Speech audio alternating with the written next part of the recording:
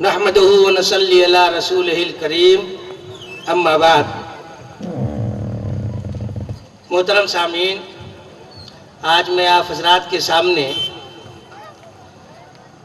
تقریر پیش کرنے کے لیے حاضر نہیں ہوا ہوں، بلکہ میں جس بینر کے تحت یہ پروگرام شروع ہو رہا ہے اس کا کچھ تعارف اور اغراض و مقاصد پیش کرنے کے لیے حاضر ہوا ہوں۔ لیکن اس سے پہلے میں ایک شعر کی تشریح آپ کے سامنے رکھنا چاہتا ہوں، بلکہ ان شعر کے تعلق سے چند باتیں آپ کے سامنے رکھوں گا۔ ناز کرتے ہیں ملک ایسی زمیں پر اسعد، ناز کرتے ہیں ملک ایسی زمیں پر اسعد،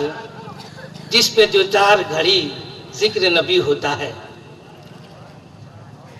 محترم سامعین، آپ 4:30 بجے سے لے کر اب تک آپ نے بچوں کو سماعت فرمایا اور آپ نے محسوس کیا ہوگا کہ چھوٹے چھوٹے بچے نونہال اسلام یہ کس طریقے سے اپنے اندر نبی صلی اللہ علیہ وسلم کی محبت اور عشق چھپائے ہوئے ہیں، اور چھپے ہوئے عشق کا اظہار کس طریقے سے کسی نے اپنے ترانے میں، کسی نے اپنے نعت میں اور مختلف انداز میں انہوں نے پیش کیا ہے۔ ہم ان بچوں کو مبارکباد دیتے ہیں کہ انہوں نے ہمارے سامنے اپنے اپنے خیالات کا اظہار کیا، اور اس کے بعد میں آپ کو وہ حدیث بھی سنانا چاہتا ہوں کہ یہ مجلس ایک ایسی مبارک مجلس ہے کہ میرے خیال میں اس سے مبارک اور کوئی مجلس نہیں ہو سکتی، کیونکہ اس میں نبی صلی اللہ علیہ وسلم کی سیرت اور آپ صلی اللہ علیہ وسلم کی نعتیں اور آپ صلی اللہ علیہ وسلم کے زندگی کے مختلف پہلوؤں کو ذکر کیا گیا ہے۔ اور حدیث میں آتا ہے کہ جہاں پر اس طرح کے حلقے ہوتے ہیں تو ایسے حلقوں پر اور ایسی مجلس میں شریک ہونے والوں پر فرشتے اپنے دامن کو پھیلاتے ہیں اور اللہ رب العالمین کی خاص رحمتیں سایہ فگن ہوتی ہیں۔ یہ حدیث کے الفاظ ہیں جو میں آپ کے سامنے پیش کر رہا ہوں، اور شاید ہم یہ نہیں سمجھ رہے ہیں، ہمیں یہ احساس نہیں ہو رہا ہے، ہمیں یہ پتہ نہیں ہے کہ ہم کن فرشتوں کے سائے میں ہیں۔ فرشتے ہمیں نظر تو نہیں آ رہے ہیں، لیکن اللہ کے نبی صلی اللہ علیہ وسلم کی حدیث جھوٹی نہیں ہو سکتی۔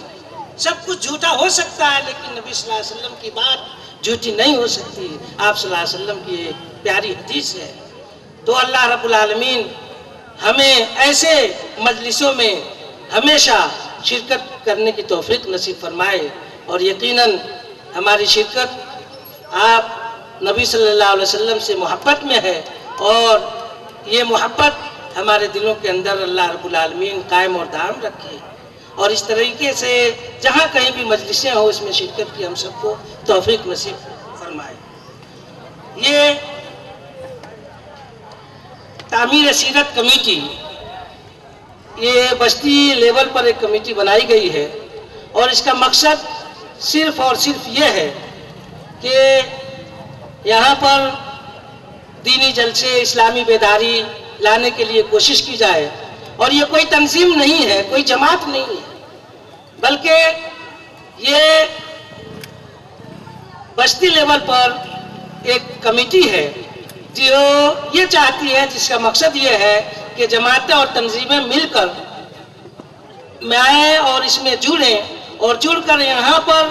مختلف دیہاتوں میں اپنا جا کے، جیسے آج کل بہت حالات سخت ہو رہے ہیں اور گھر واپسی کی بات جو چل رہی ہے، تو اس لیے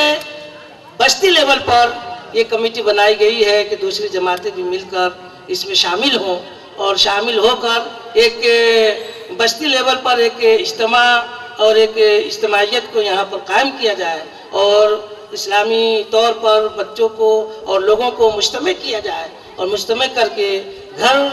واپسی جیسے حالات سے مقابلہ کرنے کے لیے ہمارے اندر یہ صلاحیت پیدا ہو. ہم اس کمیٹی کے لیے تمام لوگوں کی طرف سے تعاون کے درکار ہیں. اور اس کے ساتھ ساتھ ہم یہ بتانا چاہتے ہیں کہ اسلامی طریقے پر 2 سالوں سے اس طریقے سے کام شروع کیا جا رہا تھا اور اس میں تعلیمان بالغان کے لیے بھی یہ شروعات ہوئی تھی کہ بڑے بزرگ ہو گئے ہیں لیکن ان کے اندر اسلامی اعتبار سے اتنی چیزیں نہیں آ رہی ہیں، لہٰذا ان کو بھی تعلیم کا ایک کوشش یہاں پر شروع کیا جائے اور اس کو تعمیر سیرت کمیٹی سے جوڑا جا رہا ہے. اس کے لیے ہم کوشش کرتے ہیں. اور اس کے ساتھ ساتھ جن لوگوں نے بھی ہم یہاں پر اس تعمیر سیرت کمیٹی میں جن لوگوں نے بھی تعاون کیا ہے، بڑوں نے، بچوں نے، بوڑھوں نے، بزرگوں نے، سب کا ہم تہ دل سے